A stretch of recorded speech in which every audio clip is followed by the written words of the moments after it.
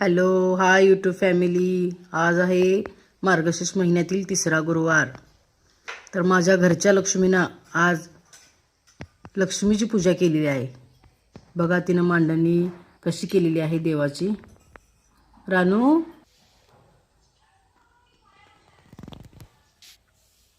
बघा तिनं कशी पूजा केलेली आहे. आरती, जप, पुस्तक वाचन सर्व तिनं काही केलेलं आहे.